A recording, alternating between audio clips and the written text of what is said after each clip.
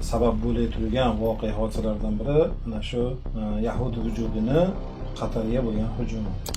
Hattoki O'zbekiston prezidenti Shavkat Mirziyoyev o'sha Yahud vujudi Qatarga tashagan raketalarni keskin qoraladi. Masala nima to'g'risida ketyapti? Nima sababdan bo'ldi? Nima uchun buni qilishdi? Amerika bu davlatlarga bir hamkor sifatida qaramaydi. Endi shariat tarafidan, shu islom tarafidan Yechim nima demoqchisiz?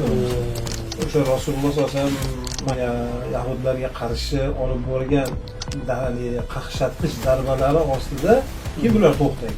O'zi shunaqa zarba, shunaqa javob bo'lishi kerak-da. Shuning uchun bu narsani ba'zi musulmonlarda munosabati mana shunday bo'lishi kerak. Bismillahirrohmanirrohim. Assalomu alaykum aziz aka-ukalar. Bugungi suhbatimiz bu hafta bo'lib o'tgan voqealar, xususan Yahud vujudining Qatarga tashagan raketalari, hattoki O'zbekiston prezidenti Shavkat Mirziyoyev o'sha Yahud vujudi Qatarga tashagan raketalarni keskin qoraladi. Shu to'g'risida sizni munosabatingiz nima deb o'ylaysiz? Bismillahirrohmanirrohim. Alhamdulillahi robbil alamin. Vassalatu vassalamu ala rasulihi Muhammadin va ala alihi va ashabihi va man tabi'ahu bi ihsan ila yawmiddin. Albatta hozir oxirgi kunlarda bo'lgan shu dolzarb, ya'ni voqea hodisalardan biri, ya'ni kun tartibida ko'proq bahsga sabab bo'lib turgan voqea hodisalardan biri mana shu Yahud vujudini Qatarga bo'lgan hujumi. Endi albatta bu narsaga nafaqat O'zbekiston prezidenti, balki butun yer yuzidagi ko'pchilik prezidentlar, axir siyosatdonlar va boshqa mufakkir siyosatdonlar o'zlarini fikrlarini bildirishdi. Va O'zbekiston prezidenti Shavkat Mirziyoyev ham bu bo'lib o'tgan ishni qattiq tanqid qilib, qoralab bu haqida o'zining fikrini bildirdi. Endi bu haqida tushunishni nima uchun endi O'zbekiston prezidenti buni tanqidni qoraladi? Endi voqeda haqiqatda Yahudni bu olib borayotgan ishini hamma qoralayapti. Shu qatori bu prezident ham qoralashligi bu tabiiy. O'zbekiston bilan Qatarni o'rtasidagi aloqalar qanchalik u eski yoki qanchalik yaqin ikkalasi bir-biriga? O'zbekiston bilan Qatarda o'rtasidagi aloqalarga kelsak, bu bilan juda bir kuchli yoki qadimga borib taqalmaydi, balki mana shu oxirgi 2023-24-yillari O'zbekiston shu Qatar bilan ba'zi bir iqtisodiy, strategik ishlarda aloqalar, endi dogovorlar, shunaqa kelishuvlar bo'lib o'tdi bular o'rtasida. Va IT texnologiyasi bo'yicha ham deb aytilyapti, lekin bular unaqa darajada bir katta bo'lmasa ham, lekin o'shaligi birinchi qadamlar qo'yildi desak ham bo'ladi bu haqida. O'zbekiston Qatar bilan aloqani yaxshilashni boshladi. Ya'ni unaqa katta bir ishlar bo'lmasa ham, lekin katta bir investitsiyalarni olib kirishlik, katta bir loyihalarni belgilashlik bo'lmasa ham, lekin shunga harakat borligi va shuni haqida bular o'rtada bo'lib o'tgan suhbatlardan ko'ryapmizki, endi bular kelajakda iqtisodiy yoki bo'lmasam yana boshqa masalalarda, strategik masalalarda ya'ni shunaqa aloqalarni rivojlantirishlikni shu kun tartibiga qo'yishdi. Demak, O'zbekiston bilan Qatarda orasidagi muomalatlar bu yangi. Unda o'sha Yahud vujudi Qatarga qilingan hujumlar to'g'risida gaplashsak, o'sha kelajakdagi nima kutilmoqda? Kelajakdan. O'sha to'g'risida gaplashsak. Yaxshi. Endi bu haqida gapirish uchun Qatarda mana shu mintaqada, ya'ni Yaqin Sharqdagi siyosiy mavqe deymizmi, uni olib borayotgan ishlarini ham tushunib yetish kerak-da. Nima sababdan Yahud vujudi Qatarga mana shu mudhish hujumlarni uyushtirdi. Unda qisqacha o'sha yahud vujudini kelib chiqishini ham gapirib o'tsak bo'lardi, yaxshi bo'lardi. Shundan keyin tushuniladi, keyinroq tushunamiz. Endi albatta bu yahud vujudini kelib chiqishi bilan hammaga o'zi ayon. Bu o'sha 1948-yili o'sha Angliyani tashabbusi bilan mana shu Falastinda yerlarida, shu muqaddas Falastin yerlarida bu vujudni o'rnatilishi yoki kuch bilan kirib egallab bir aholisini hattoki qirib tashlab, ularni ko'chirib va yurtlaridan boshqa yerlarga shu yo'l bilan, ya'ni Falastinga shu yahud vujudi o'rnashdi.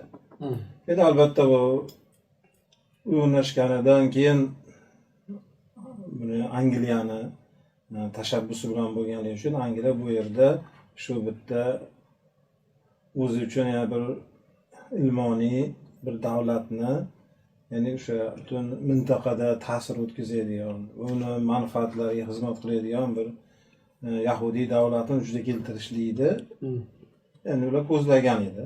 Albatta bu davlat ichida, ya'ni arablar, ya'ni Falastin aholisi ham bo'ladi. Ular ham shu davlat ichida yashaydigan, bir ularga mos bo'lgan, ularni manfaatlarini, xususan Angliyaning manfaatini himoya qiladigan davlatni tuzishni qasd qilgan. Lekin bu ish kelajakda ular kutgan natijani bermaganda, ya'ni bermagani sababi ham Falastin aholisi bu narsani ochiq, yuz bilan yoki bag'ri kengligi bilan qabul qilmadi-da, balki qattiq qarshilik ko'rsatdi. Falastin musulmonlari o'sha Angliya bo'lsin, boshqasi bo'lsin, ularga taslim bo'lmadi. Hatto bugungi kungacha ko'rib turibmiz, ular o'sha ozodlikka yoki o'sha yahud vujudiga qarshi harakat qilyapti. Ha, mana o'shandan keyin bu ishni Amerika o'zining zimmasiga oldi desak ham bo'laveradi. 59-yili Amerika o'sha ikkita davlat tuzishlik rejasi bilan kirib keldi-da bu Isroilga. Ya'ni bu degani nima degansa, bu Falastin davlati va Isroil davlati, lekin Falastin davlatini ko'p narsada chegaralangan davlat. Masalan, qurol yarog'i ham unga berilmaydi. Uni ishlariga Isroil davlati bevosita o'zi boshqarib turadi va qandaydir miqdorda ularga shu ozodlik beriladi. Lekin ularda hammasi o'sha Isroil davlatini ko'rsatmasi, kuzatuvi ostida bo'lishligini belgilashadi. Shunaqa davlatni Amerika tuzmoqchi bo'ldi. Misol keltirsak, o'sha O'zbekistonda ichidagi Qoraqalpog'istonga o'xshagan.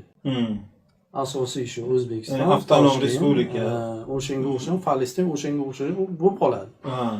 Armiyasi yo'q, politsiyasi yo'q, prezidenti yo'q, qonunlari yo'q, hammasi Qoraqalpog'iston bari o'sha O'zbekiston Toshkentga qaraydi. O'sha Falastin ham o'shanga o'xshagan bo'ladi degan niyatlari bordi, niyati bor bugungi kungacha. Buni o'zi Tramp ham, Bayden ham ochiq gaplarida e'tibor bersak, shuni eshitamiz. Chunki Trampdan yoki Baydendan oldingi Amerikaning prezidentlari masalan shu ikkita davlat yechimini aytib kelgan bo'lsa ham tafsilotlariga unchalik kirishmagandi-da ular. Lekin biz shu Trampning davrida yoki Baydenning davrida mana shuni tafsilotlariga kirganligini. Ya'ni masalan Tramp aytayapti-yu, G'azzoni ko'rib turib, bu Isroil juda kichkina davlat ekan. G'azzoni unga qo'shib sal kengaytirish kerak. Bu shunaqa kichkina, uni territoriyani kengaytirishimiz kerak deb turib, o'zi G'azzoni ham qo'shib olishlik plani o'zi unda ham borligini ko'rsatyapti shu gaplarga. Yoki bo'lmasam biz ikkita davlat deganimizda unda qurol yarog'i o'zindagi hurlik bo'lmaydi degan narsani, yoki bo'lmasam agar ikkita davlat yechimi amalga oshmaydigan bo'lsa, bitta davlat yechimi bilan ham bu narsani hal qilishimiz kerak degan gaplaridan tushunamizki, endi bu narsaga, ya'ni tafsilotlarini ham ya'ni o'sha Tramp o'zi gapirib o'tdi-da bu narsani. Endi bu fikrga qanchalik o'sha mintaqadagi musulmonlar rozi? Masalan, Misr bo'lsin yoki boshqa davlatlar, o'sha xalq, o'sha davlatda demayapman, o'sha boshliqlar tabiiy ko'rib turibdi, bugungi kunda o'sha boshliqlar o'sha musulmonlarni qirg'in qilyapti, o'ldiryapti, qarab turibdi, yordam bermayapti. Tabiiy ularni gapirmayapman. Xalq gapiryapman, musulmonlar. Albatta bu mana shu G'azzo masalasi yoki umuman Falastin masalasini boshqa haligi egallangan, mustamlaka bo'lgan davlatlardan farqi ham mana shu yerdada. Ya'ni shu kichkina bo'lishligiga qaramasdan shuncha mana hozir o'zi 70-80 yildan beri bu Falastinni to'liq qo'lga olinmayapti. Sababi bo'lmasam o'sha tepada turgan hokimlar, bu yerdagi arab rejimi, Misr bo'ladimi, Suriya bo'ladimi, hatto Turkiya, bular hammasi Yahudni foydasiga harakat qilishiga qaramay, Falastin xalqi shu boshidan boshlab qattiq kurashib kelyapti. Taslim bo'lmayapti. Bularni qancha o'sha 48-yildan boshlab qancha bularda qirildi, o'ldirildi, bularning yurtlari tortib olindi, joylarini, uylarini buzib tashlandi. Mana eng oxiri mudhishi mana shu G'azzoda bo'lib turgan 7-oktyabrdan keyin boshlangan mana bu ishlar ham yana ham buni ko'rsatyaptiki, Falastin aholisi shu yerda shahid bo'lsa bo'layaptiki, lekin taslim bo'lmayapti-da. Mana shu narsa G'arbda, xususan Amerikani va asosan bitta yahudlarni qattiq tashvishga solayotgan narsa ham mana shuki, ular bo'ysunmayapti. Ular itoat qilmayapti. Bular taslim bo'lmayapti-da, qirilib ketsa. Endi mana shu yerdan biz nimaga kirib kelamiz? O'sha Qatar masalasiga mana shu yerda bog'liqligi bor-da. Meni fikrimcha bu Qatarda bo'lgan ishlarga, ya'ni o'sha Isroilda raketa zarbalari nima sababdan uyushtirildi? Nima sababdan? Albatta mana shu Tramp Hamasni Qatarda uchrashuvlarni belgilashligi va bu uchrashuvlar Tramp tarafidan belgilangan uchrashuv. Ya'ni Hamasni siyosiy qanoti o'sha yerda uchrashib, o'sha ya'ni Yahud vujudi bilan ba'zi bir kelishuvlarga imzo chekish kerak edi shu yerda. Bu narsani uyushtirgan Amerika edi. Lekin Amerika shu narsani uyushtirdi va uyushtirgandan keyin shu narsa bo'lishidan ozgina vaqt o'tmay o'zi Yahud ularga qarshi raketa zarbalarini amalga oshirdi. Mesela u zarbalar o'z-o'zidan bo'lmagan. U raketalarni prosta u yoqqa o'z-o'zidan jo'natmagan. Ular o'sha Qatarda ichidagi o'sha Hamas boshliqlarini bilgan qayerdaligini va ularni o'ldirishga niyat qilib o'sha harakatni qilgan. Mana shunday tushuniladi. Chunki o'zi hamma yoqda Amerika uyushtiradi-yu, lekin buni Yahud vujudi amalga oshirishligi va keyin 10 minut o'tgandan keyin Qatarning tashqi ishlar ministri Amerika bilan bog'lanib turib, shu bizga shu Tramp o'zi shunaqa bo'lishligini aytdi, uzrini kechirim so'radi va bu narsa qayta takrorlanmaydi dedi. Shu gapidan tushuniladiki, Amerika bu narsani hammasini o'zi ustida bo'lganligi, o'zi boshqarib turganligini bildiryapti. Bu yerda masala nima to'g'risida ketyapti? Nima sababdan bo'ldi? Nima uchun buni qilishdi bu ishda?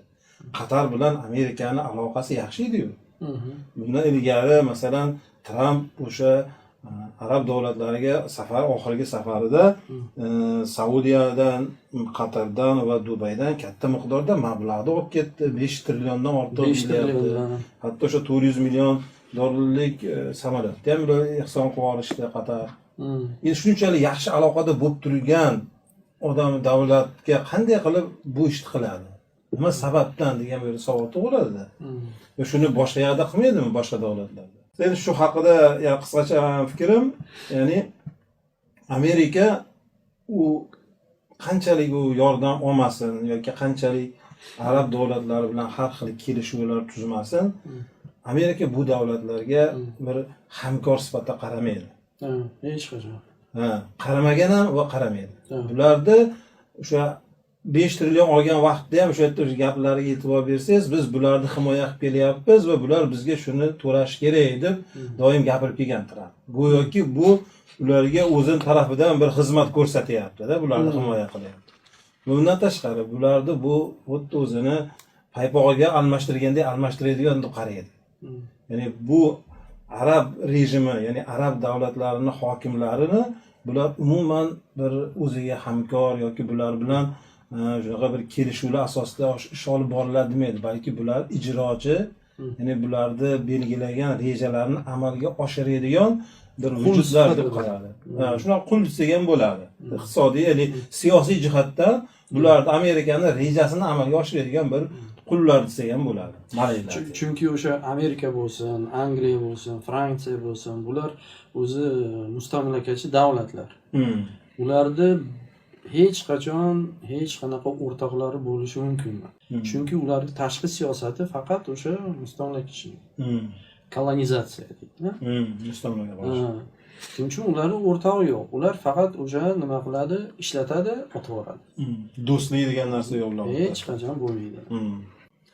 Bu endi Qatarda bo'lgan narsa, demak, ularning o'rtasida do'stlik yo'qligini ham tushundik. Hop, nima sababdan yana o'sha savolga qaytamizki, nima sababdan bunda raketa zarbalari bo'ldi va bu ishlarga Amerika o'zi shuni tepasida turganligi yoki shuni bevosita o'sha o'zini kuzatuvida bo'lib turganligiga kelsak, Tramp hokimiyatga kelgandan beri ko'p va'dalar berib kelyapti. Endi oxirgi paytda odamlar uni va'dalarini hammasini ham jiddiy qabul qilmayapti o'zi. Ko'p gaplari uni kimdir o'sha aytaman, qaytaman. Aytaveradi ham, qaytaveradi ham bo'lib qoldi. Lekin bu gaplar bunday bo'lgani bilan baribir G'azzo masalasida u jiddiyligini ko'rsatyapti. Tashqi siyosat o'sha turibdi. Tashqi siyosatda, xususan Falastin, G'azzo masalasida Amerika o'sha jiddiy ekanligini va buni tezroq hal qilish kerakligi va bu G'azzo masalasi hal bo'lmasligi ham Trampni obro'yiga, uni olib borayotgan siyosatiga putur yetkazyapti. Ham bu yoqda Netanyahuni hamga bo'lgan norozilik kundan-kun yana kuchayib, mana biz ommaviy axborot vositalarida ko'rib kelyapmiz, qanchalik yahudlarning o'zi ham unga noroziliklarni ko'rsatyapti. Shuning uchun bular nima qildi desa, tezroq mana shu Hamasni yetakchilarini baribir o'ldirib, bularni yo'qotib, bularni o'sha hammasini portlatibmi, qirg'in-barot qilib, ya'ni bulardan xalos bo'lsak, keyin qolgan G'azzo aholisi Yahudni talabiga, ya'ni bu orqasida turgan Amerikada albatta, Yahudni talabiga bo'ysunadi va G'azzo masalasi shu bilan hal bo'ladi deb mana shu amaliyotni amalga oshirishdi bular. Lekin eng qizig'i bu narsa bular kutgan natijani bermadi. Ya'ni shuncha odamlar o'lmadi. Balki ular endi aytilishi shu namoz o'qiganini kirib ketgan vaqtda tushdi-da, ular yana Allohning qazosi kelmaganligi uchun ular shunday yana sog'-omon qolishdi. Endi O'zbekiston prezidenti Mirziyoyevning bunga bo'lgan munosabatiga kelsak, buni bir katta bir narsani anglatadi deb o'ylamayman O'zbekiston prezidentining munosabati. Chunki birinchidan O'zbekiston prezidentining munosabatiga kim quloq soladi o'zi? Qaysi yoki bu biror nimani o'zgartirganmi voqeda, yo bir ta'siri bormi? Masalan, Putin chiqib gapirsa yoki Tramp gapirsa yoki boshqa birontasi gapirsa, Yevropa davlatlaridan, Angliyadan. Buning orqasida birovning bular rejalari, plani bo'ladi. Chunki bular doim o'sha amalga oshirib kelgan o'zi. Endi Mirziyoyevning gapi birinchidan muhim bas. Ikkinchidan buni bunday voqeasini tekshirsek, o'sha aloqalar yaxshi bu boshlanganligi uchun Qatar bilan O'zbekiston ham boshqa Qatarga o'zini, ya'ni biz sizlar tarafdamiz, biz sizlarni olib borayotgan siyosatlarini qo'llab-quvvatlaymiz degan ma'noda baribir o'zini nima deydi, mavqifini, o'zini o'rnichasini, pozitsiyasini ko'rsatyapti-da. Endi men o'ylashimcha, aksincha o'sha O'zbekiston prezidenti Mirziyoyev o'sha bo'lib o'tgan voqeadan o'ziga dars olish kerak. Qaysi tarafdan shu hozir siz aytib o'tganingizdek, o'sha Amerika bu davlatlarga qanday qaraydi? Tepadan pastga qaraydi. Qanchalik o'sha O'zbekiston prezidenti o'zini yaxshi o'rtoq sifatida ko'rsatmasin, Rossiya bo'lsin, o'sha Amerika bo'lsin, baribir uni ishlatib otib yuboradi. O'sha ularga kerak bo'lganda ishlatadi, kerak emas bo'lganda unutadi, otib yuboradi. Bu narsa unga dars bo'lsa, o'shandan o'sha hikmat olsa, o'ylansa, nima deysiz? Albatta o'zi shunaqa bo'lishi kerak, lekin afsuski bu hokimlar bular Alloh aytadi, ey aql egalari, ibrat olmaysizlarmi? Ya'ni ibrat olishlik uchun inson tafakkur qilish kerak-da. Tafakkur qilish degani, ya'ni bu inson hayotga nima uchun keldi, nima uchun yashayapti? U oddiy inson bo'ladimi, davlatning boshlig'i bo'ladimi? u bo'lib turgan voqea hodisalardan xulosa chiqarib, ularda masalan mana Saddam Husaynning o'limi yoki boshqa shu Qaddofiyning o'limlaridan tafakkur qilish deganda shularda hayoti, shularda qismati menga ham bir kun keladi. Shularda qanga o'lib ketaman men ham. Yoki shu ko'rpamda o'lsam ham, va to'shagimda o'lsam ham yoki birontasi kelib o'ldirsa ham, lekin bu dunyoda abadiy qolmayman men degan narsa haqida tafakkur qilmasa agar inson, bular bo'ladigan voqea faqat mana shu siz aytganingizdek bu kufrni Amerikani yoki Rossiyani siyosatiga bular qo'g'irchoq sifatida ya'ni harakat qilaveradi-da. Nimaga? Chunki bular o'zini mustaqil fikri yo'q bu narsada. Bular mana shu o'tirgan kursidan ayrilmaslik, mana shu joyda uzoq turishlik uchun qanday xunrezliklar, shunaqa ifloslik deymizmi, shunaqa xiyonat deymizmi, shular hammasiga bular rozi bo'ladi-da. Bu bir jihati. Keyin yana bu yerda bir jihati bor. O'zbekiston bu narsaga u qanchalik e'tibor bersin yoki bermasin, undan Amerika quloq solmaydi. Yoki jamoatchilik uni fikrini bir jiddiy buni olib turib, undan demak O'zbekiston shunaqa ekan, biz ham demak bunga bo'lgan o'zimiz siyosatimizni yoki o'zgartirishimiz kerak demaydi-da. Endi tan o'sha mintaqaga qaytadigan bo'lsak, Yaqin Sharq mintaqasi yahud vujudini ozgina o'rganib chiqsak, uni o'sha mintaqadagi vahshiyliklarni, masalan, mana Rossiya bo'lsin, O'zbekiston bo'lsin, o'sha musulmonlar spiskasi bor. O'sha militsiya, politsiya o'sha spiska orqali odamlarni izlab qamaydi. Yahud vujudini oladigan bo'lsak, ular musulmonlarni qamamaydi. Bilsaki, qayerda o'sha spiskalardagi odam qayerda bo'lsa, ular o'sha yerda raketa jo'natadi. O'sha Qatarga qaytadigan bo'lsak, o'sha aytganingizdek boya, ular Hamas boshliqlarini qayerdaligini topgan, ular nima qilgan? Raketa tashagan. O'ylamagan. O'sha u yerda bolalar bor, ayollar bor, oddiy odamlar yashayapti. Ular o'ylamasdan faqat o'sha raketa jo'natib o'sha odamni o'ldirish kerak. O'sha niyati. O'sha o'rganib chiqsak, o'sha masalan Suriyada kamida o'sha bir 20 yil ichida bir 100 ta odamni o'sha raketa otib o'ldirgan. Livanda oladigan bo'lsak, 350 ta odamni o'ldirgan. Bu o'sha masalan o'tgan yili bo'lib o'tgan esingizda bo'lsa, pagerlar portlashi. Bir 5000 ta pager portlagan. Kamida 4000 ta odam jarohatlangan.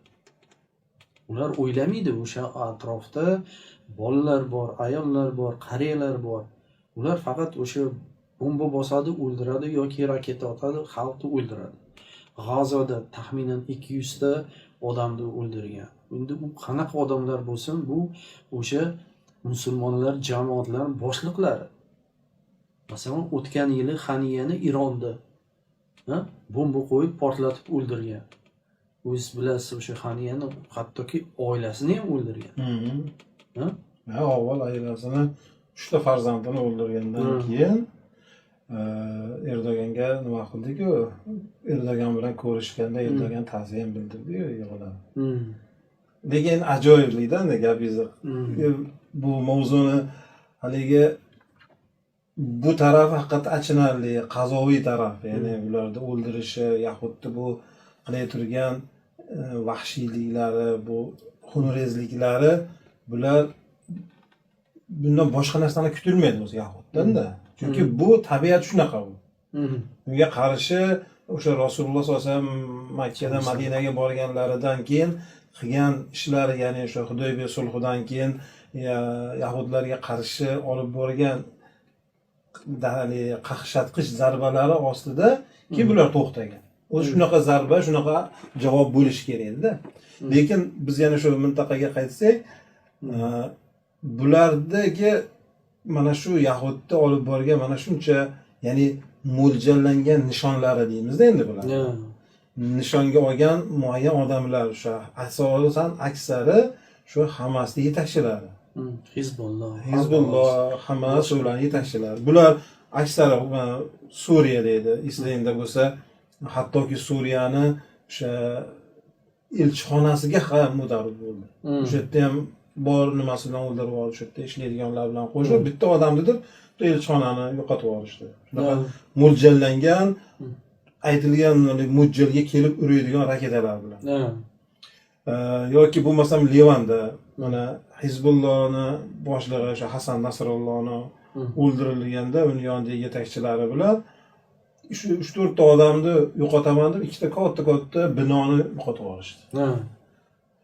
Endi haqiqatda siz aytganingizdek, u yerda qancha begunoh odamlar, umuman u G'azzoda bo'lib turgan yoki Falastinda bo'lib turgan aloqasi yo'q bo'lgan odamlar ham ko'pida, ular hammasini qo'shib o'ldirib yuborishdi.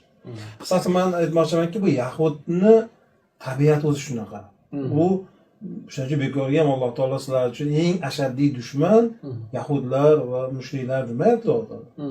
Shuning uchun bular bizning musulmonlarning eng ashaddiy dushmani bo'lgani uchun bular qayerda bo'lmasin o'sha nishonga olgan odamini qasd qiladi, lekin shu bilan birga tinch aholini ham qasd qiladi bular. Endi bu yerda bu jihati bu aniq bu hammaga Yahud kimligi. Lekin eng qizig'i joyi shuki, mana shu tepada turgan mas'ullarni ko'zi ochilmasligi. Hattoki mana siz hozir o'sha Ismoil Haniyani aytyapsiz, o'sha Eronda o'ldirilgandi. O'sha Eronda o'ldirilishdan oldin Ismoil Haniya bilmasmidi shuncha Hamasning yetakchilarini, uni birodarlarini, masalan, Yahud Livanda, Suriyada, Iroqda o'ldirganligini. Lekin shunga qaramasdan turib, yana o'sha yerga bordi. Ya'ni Eronga. Ya'ni u bilardi shu uni hamma harakati kuzatuvdaligini. Eron o'sha urush 7-oktyabrdagi hodisa boshlanganda Eron bularni o'zidan nima deydi, uloqtirganini, yordam bermasligini ochiq aytganini bilib turib, o'sha yerga bordi-da. Yoki bo'lmasam Turkiyani berib turgan yordami Isroilga, podдержка, qo'llab-quvvatlashliklarini bilib turib, baribir Turkiya bilan muomala qilishligi. Yoki bo'lmasa mana shu hozirgi Qatarda olsangiz ham. O'sha Hamas axir shu kunga uchun shu 4 dan 5 ta boshlig'i, mas'ullari qolgan bo'lsa, qolgan hammasini kim o'ldirdi? Shu Amerika, shu Isroil, Yahudlar o'ldiryapti. Shularni ko'rib turib, shularni bilib turib, yana shularni haligi qopqoniga ya'ni oyoq qo'yish bo'lyapti-da. Ya'ni o'zi o'ldiryapti. Yana shuni ko'rib turib, yana shu uchrashuvga borganini qarang. Endi bu qanday bu Payg'ambar alayhisalom aytadilar, la yuldag'al mu'min min juhrin wahidin marratayn deyishdi. Ya'ni mo'min odam bitta teshikdan 2 marta chaqilmaydi deyishdi.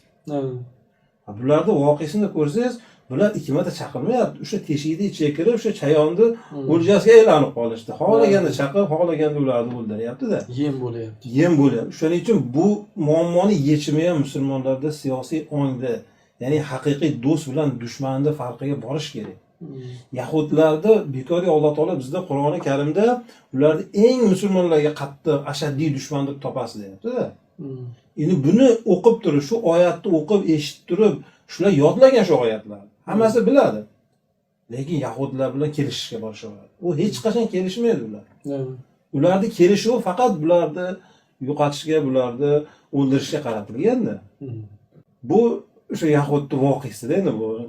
Shuning uchun Qatar ham ana shuni yana bitta pog'onasi bo'ldi-da, bu Qatarda bo'lgan narsa ham. O'sha siz aytganingizdek, bu mana shu mintaqada Yahud mana shu 2 yil ichida juda 2000 dan oshiq mas'ullarni Hamasga, Hizbullohga aloqador bo'lgan yoki mana shu Falastin qarshilik ko'rsatish harakatiga aloqador bo'lgan odamlarni, musulmonlarni o'ldirdi-da bular. Chunki shu Yahud vujudi ham o'sha Amerika, Angliya bo'lsin, kelib o'sha musulmonlar o'rtasida o'sha yerni olib qo'yib, o'sha Yahud vujudini o'rnatdi.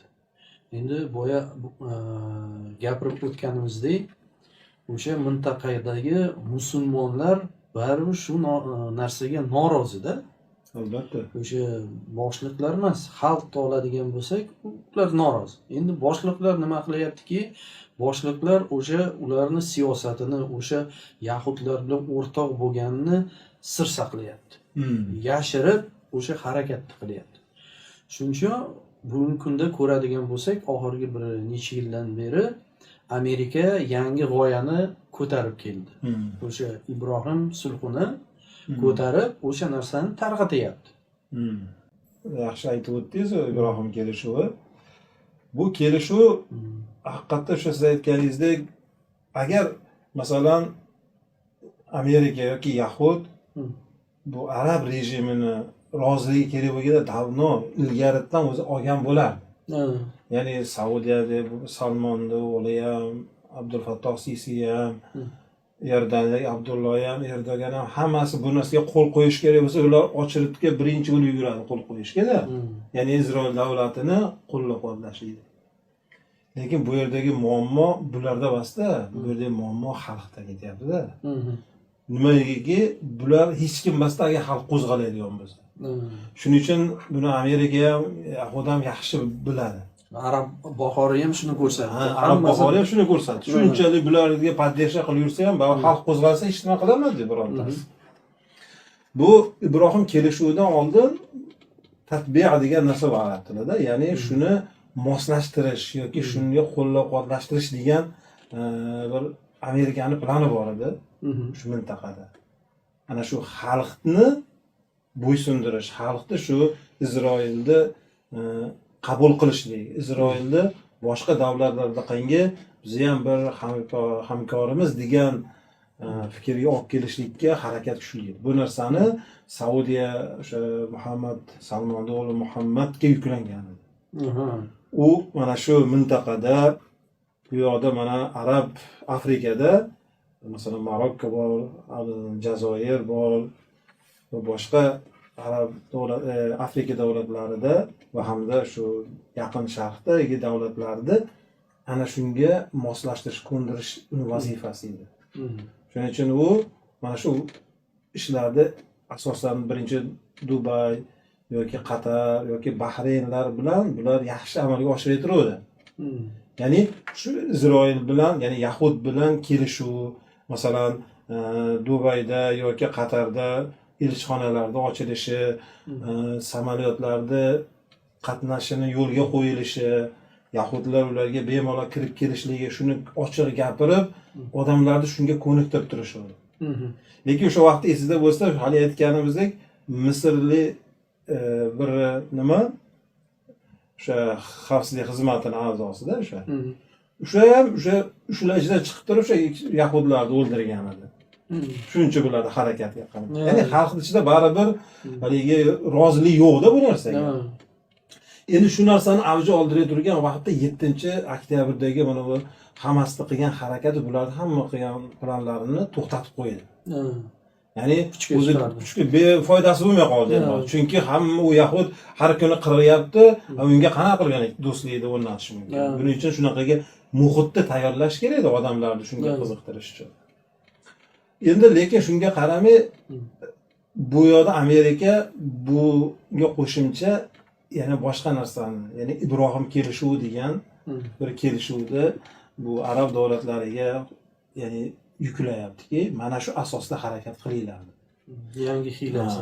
Yangi hiylasi. Endi bu Ibrohim kelishuvidan oldin o'zi ilgari ham bo'lgan dinlar aro kelishuv yoki biz barchamiz Ibrohim payg'ambar alayhissalomning farzandlari biz deyshadi.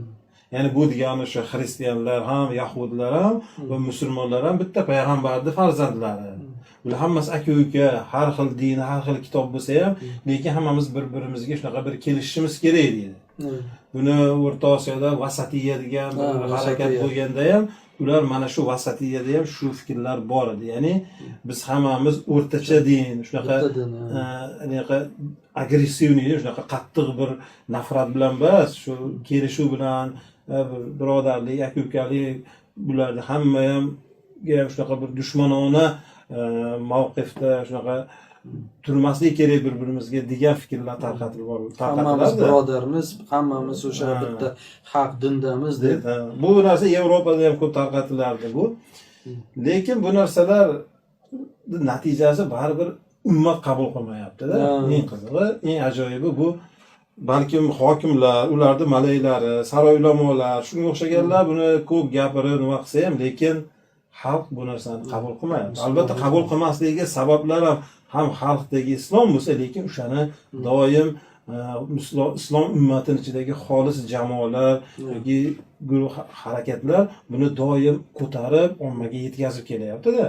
Buni ham ta'siri bor. O'z-o'zidan ummat qabul qilmasligi ham emasda, ummatga kimdir shuni doim tushuntirib, yetkazib, gapirib keladi-da. Endi shunga qaramay Amerika shu Ibrohim kelishuvini nima qildi-da va bu shu bularga yukladi. Mana shu esida bo'lsa, agar Ahmadi Sharani ham Tramp unga qo'ygan shartlardan bittasi shu Ibrohim kelishuvini qabul qilishligi kerak edi. Nimagasi? Chunki bu ular uchun muhimda. O'sha yerdagi yahudiy vujudiga nisbatan do'stona munosabatda bo'lishi kerak. O'zi Ahmad Shara ham boshidan aytdi, biz yahudlarga hech qanaqa bir yomonlik qilmaymiz, do'stmiz. Hamma muammo Erondan edi. Eron mana hozir chiqarib yubordik. Endi Isroilga hech qanday yahud vujudiga hech qanday xavf yo'q edi va shuni ko'p bir necha marta takrorladi. Chunki Ahmad Shara hokimiyatga o'tirgandan beri bunga kelgan jurnalistlar, sahoviy jurnalistlarni savollariga e'tibor bersangiz, hammasi shuni so'raydi. Ya'ni yahud vujudiga qanday munosabatda bo'lasan? Siz oxiri va tavba aytdi-yu, o'zi bo'ldi dedi. Hamma aytayapti, hech qanday xavf yo'q, hech qanday zarar bo'lmaydi, yahudga biz qarshiligimiz yo'q deb oxiri o'zi ham zerikib ketdi shu gapni gapirib olgan. Lekin bu savollar nima uchun ko'p berilyapti desa, chunki yahud Ahmad Sharadan buni talab qilmayapti-da. Ahmad Sharadan bundan ko'proq narsani xohlayapti. Ya'ni u o'sha qanchalik kirib Suriyani harbiy samolyotlari bo'lsin, hammasini buzib tashlasa, Suvaydon bir qismini egallasa, duruzlarni poddeksha qilib, ularni qo'llab-quvvatlab, o'sha yerda o'zini o'sha jirkanch ishlarni amalga oshirsa, shunga Ahmad Shara rozi bo'lib qarab turish kerak. Shunaqa darajada rozi bo'lish kerak. O'ylashimcha, u yahud vujudi o'zi mintaqada hech kimga ishonmaydi. Hattoki Amerika bo'lsa ham, shu Amerika boshidan quvvatlab, o'sha yordam berib turgan bo'lsa ham, Amerika qaramasdan faqat o'sha o'zi bilgan narsasini qilaveradi. Amerika u yahud vujudiga o'zini bolasiga qaraydi. O'sha kimning bolasi bo'lsa, o'sha xato ish qilsin, boshqa ish qilsin, bari bolam deb qaraydi-yu. Shu Amerika ham o'sha yahudlarga shunday qaraydi. Shuning uchun yahudlar ko'rib turibmizki, bugungi kunda o'sha vahshiylikni qilyapti. O'sha Ahmad Shara boshida shu o'zini musulmon jamoatini boshlig'i deb ko'rsatgan bo'lsa, ular o'sha boshidan bo'ldi. Bu bizga dushman, buni yo'q qilish kerak. Qachonki bu odam yo'q bo'lsa, o'shanda tinchlik topamiz deb baribir ular o'sha harakat qiladi. Ko'rib turibmizki, bu yili bir necha marta Suriyani ham bombardimon qildi. Albatta. Mana shu ham shu ko'rsatyaptiki, yahud tabiati shunaqaligida, bu islom musulmonlarga nisbatan ashaddiy dushmanlik. Lekin eng achinarlisi, buni mana shu hokimlar, mana shu ummatda turgan mas'ullar shuni tushunib yetmayapti hali. Bular shu aldanishlik bilan yoki bo'lmasam mana shu dunyoni arzimagan matosi deb mana shu o'zlarining dinlarini, o'zlarini ularga ishongan xalqni aldab, ularga xiyonatda davom etishyapti-da. Endi menimcha bu narsa tabiiy, chunki bular boshidan o'sha g'arbni agentlari. Ular ishlaydi-da, masalan, Shara bo'lsin yoki Sisi bo'lsin, ular boshidan kelib o'sha g'arbda ishlaganda, kelishilganda g'arb bilan kelishgan agentlar. Masalan, Misrda oladigan bo'lsak, o'sha Muhammad Mursini rahimahulloh, bu odam musulmon, Qur'on hofiz, o'sha Ihvonul Muslimin jamoatidan. Bu odam xoin agent emas-da. Bu odam qayerdadir xato qilgan, ularga ishonib, o'sha nima deydi, o'zini siyosiy tor bo'lganda fikri shuning uchun o'sha u o'zini kelajagini o'sha g'arbga topshirgan, tushunmasdan o'sha siyosiy tushunchalari bo'lmagani uchun, o'sha g'arb nima, islom davlat nima degan tushunchasi bo'lmagani uchun o'sha joyda aldanib ularni tuzog'iga tushgan. Shunaqa. Lekin bularni oladigan bo'lsak, Abdulla bo'lsin, bin Salman bo'lsin, o'sha Shara bo'lsin, bularni harakati boshidan ko'rib turibmiz. Ular harakatlarida ular xato qilmayapti. Ular o'sha chizilgan chiziqni u yoq bu yog'idan chiqmasdan faqat o'sha chiziqni orqasidan ketyapti. Shuning uchun menimcha o'sha katta bir farq bor orasida. Ya, haqiqatda to'g'ri gapingizda, chunki o'sha Muhammad Mursi bo'lsin, yoki masalan Tolibon ham xuddi shunga o'xshataman men.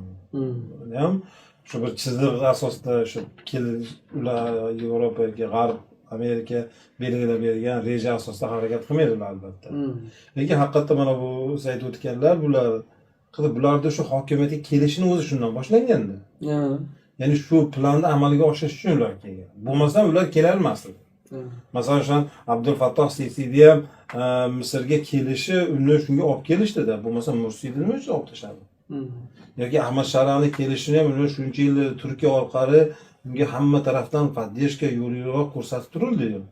Hattoki o'sha Suriyaga kirib kelganda ham birinchi undan oldin kim kirib keldi? Turkiyani xavfsizlik xizmatlari kirib keldi. Ular hamma yoqni o'rganib yo'lga qo'yib, go'yoki Ahmad Sharani haligi qo'riqchilari bu turk xavfsizlik xizmati bo'lib qoldi-da shu vaqtda. Ya'ni bu nafaqat qo'riqchi, unga yo'l ko'rsatadigan. Qanday ish olib borish kerak, qanday yurish kerak, qanday muomala qilish kerak.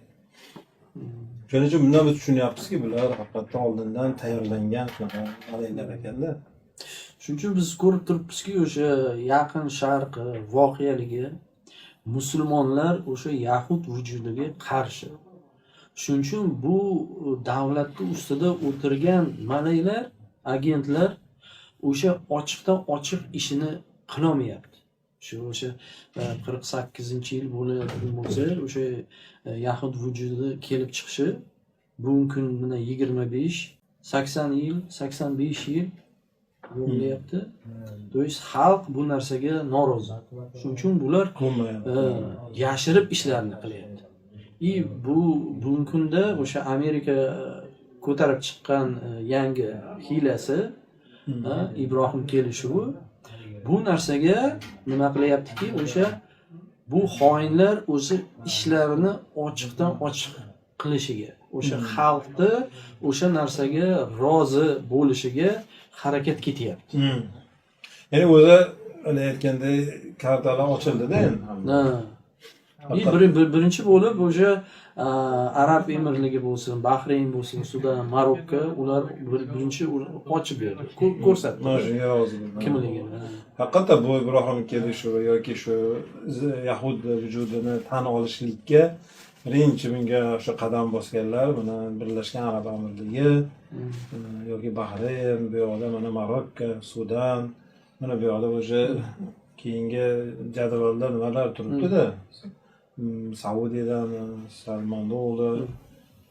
Bular hammasi o'zi tayyor bu narsaga. Lekin bularni qiynay turgan narsa, yana aytamiz, ya'ni bular epla olmagan, bular amalga oshira olmay turgan narsa nimasi? Xalq shuni qabul qilmayapti. Islom ummati qabul qilmayapti. Va inshaalloh bu ummat qabul qilmaydi bu narsani-da. Chunki bu o'zini dushmanini o'ziga do'st qilib yoki bu G'azzoda bo'lib turgan yoki Falastinda mana shu 48-yildan beri bo'lib turgan bu ommaviy qirg'in qilishlikda ko'rib turib buni tan olmaslik, bu shunday inson bo'lish kerakki, o'zini bu ummatdan bas deb bilish kerak-da. Bu ummatning bir qismi basman deyish kerak. Payg'ambarimiz nima dedilar? Mo'minning birodari deyishadi. Uni yordamsiz tashlab qo'ymaydi. Unga zulm qilmaydi. Unga bironta yordam kerak bo'lsa, doim yordamini beradi deyapti.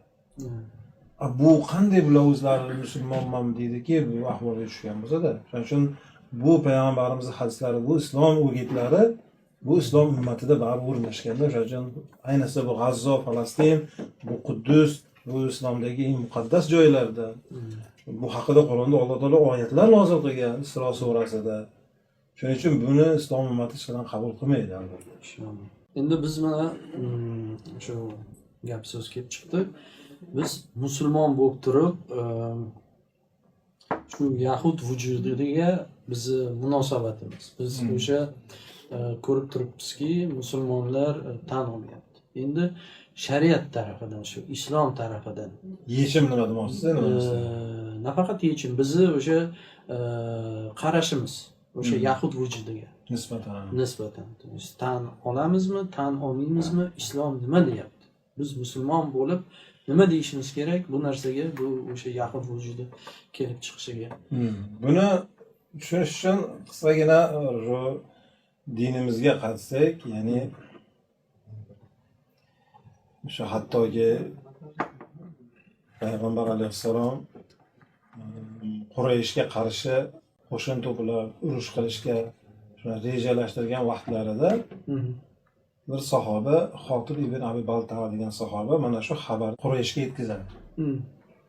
Endi u sahobani xatosi o'sha yerda o'zini ahli ayolini himoya qilishlik uchun go'yoki agar shu xabarni yetkazsa menga Quraysh mana ahli ayolimga keyin tegmaydi degan niyatda shu xato ishni qiladi.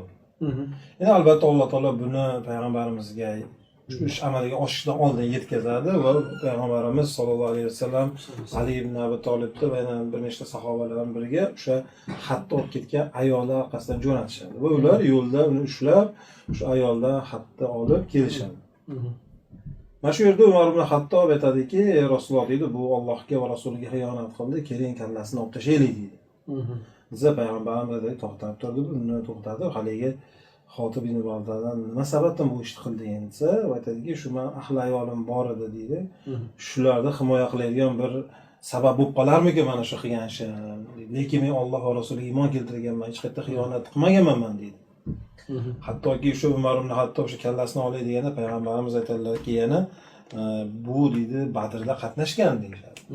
Alloh taolo Badrda qatnashganlarning gunohini kechirganman, bilganligini qilaveringlar deydi. Shuning uchun buni qilganiga sababi bor deyshadi. Qisqasi men bu voqeani aytishimdan maqsad shundan keyin o'sha Mumtahina surasini birinchi oyatlari nozil bo'ladi-da.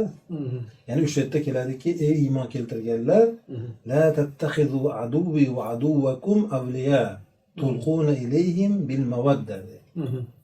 Ya'ni ey iymon keltirganlar, mening dushmanimni deyapti Alloh taolo va o'zlaringni dushmanlaringni do'st qilib olmanglar deyapti. Ularga bag'ri kenglik bilan muomala qilmanglar deyapti. Chunki ular Allohga va rasuliga oxirat kuniga kofir bo'lgan kimsalarda ular. Shuning uchun mana shu oyat musulmonlarga, bizga shuni o'rgatyaptiki, ya'ni haqiqiy al-valo val baro tushunchasi, ya'ni yaxshi ko'rish, yomon ko'rish, haligi shunga sodiq bo'lish va haligidan bari qo'l siltashlik tushunchalarini mana shu oyat bizga o'rgatyaptiki, kofirlarga nisbatan qanaqa pozitsiyada bo'lishimiz kerak. Yahudlar bu kofirlarda eng ashaddiysi yani. Alloh taolo shu bitta o'sha Xotibni xatosini orqasidan qancha katta bizga o'gitlar kelyaptiki, ey musulmonlar, mana shu kofirlarga nisbatan, xususan shu yahudlarga nisbatan biz qanaqa pozitsiyada turishimiz kerak. Ya'ni bular bizni eng ashaddiy dushmanimiz. Bular bilan hech qanaqa ibrohim kelishuvi ham, hech qanaqa bir uchrashuvlar, sulhlar yoki bo'lmasam iqtisodiy, ijtimoiy hech qanday bir kelishuvlarda, shartnomalarda qo'l qo'ymaslik kerak-da. Vaholanki afsuski mana O'zbekistonga shuncha G'azzoda bo'lib turgan qaramay qancha yahudlarni bag'ri kenglik bilan kutib olishib, hattoki shahar hokimlari chiqib ularni kutib olib, ularga yahudlarga imkoniyatlar berib, ularni qabristonlarini himoya qilib, umuman yahudlarni go'yoki o'zlarini yaqin birodarlardek deb qabul qilyapti-da. Va bu narsa nafaqat O'zbekistonda, balki boshqa musulmonlarga ham ko'ryapmiz bu narsani. Shuning uchun bu narsani musulmonlarning munosabati mana shunday bo'lishi kerak. Ya'ni bular bizni dushmanlarimiz, bular musulmonlarning eng asosiy dushmani, bularni faqatgina tiyib qo'yadigan va bularni mana shu to'xtatadigan narsa endi nima desak, endi albatta bu voqeda ko'ryapmiz. Ya'ni Yahudda hech qanaqa kelishuv to'xtata olmadi.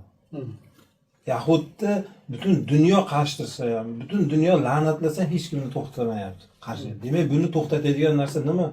kuch quvvat kerak musulmonlarga. Mhm.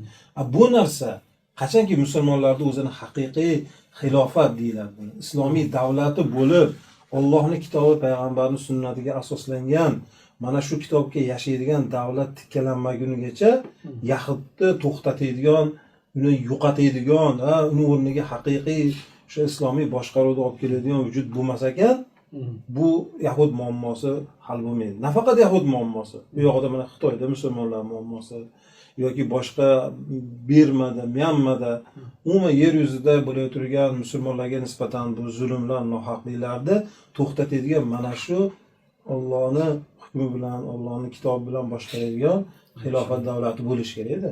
Mana shu muammoning haqiqiy yechimi. Shuni biz musulmonlarga tushuntirishimiz va musulmonlar buni tushunib ham yetish kerakki, o'zi bugungi kunda hammaga ayon bo'lib qoldi bu narsada. Boshqacha yo'l bilan bu muammoning yechimi yo'qligi. Demak, aytsak bo'ladiki, shu bu bo'lib o'tgan haftani ichida o'sha Yahud vujudi Qatarga tashagan bombalari, raketa atakalari, o'sha Hamas boshliqlari o'ldirmoqchi bo'lgan, qancha odamni o'ldirgan. Demak, hech qanaqa e'tiroz kelib chiqmaydi. Hech qanaqa Isroilga hech kim raketa otmaydi ham, hujum ham qilmaydi. Javob bo'lmaydi. Chunki ko'rib turibmizki, o'sha Suriyada bo'lgan voqealar, Iron bo'lsin, Livan bo'lsin yoki Falastin bo'lsin, hech qachon hech kim hech qanaqa bir javob qaytarmagan. Chunki o'sha Yahud vujudi bu Amerikaning bolasi, Amerika qarab turibdi, quvvatlab turibdi va mintaqadagi boshliqlar hammasi o'sha Amerikaga qarab qolgan. O'sha Yahud vujudi xohlaganini qiladi, hech qanaqa bir javobgarlikka tortilmaydi. O'sha birinchi bir tarafi, ikkinchi tarafi ko'rib turibmizki, o'sha musulmonlar o'sha Yahud vujudiga norozi. O'sha boshliqlar, o'sha davlatlarning rahbarlari, ularning muomalalari o'sha yahudlar bilan yashirib turibdi va Amerika yangi hiylasi bu narsalarni ochmoqchi. O'sha siyosatini bu davlatlar Yahud vujudini tan olish kerak.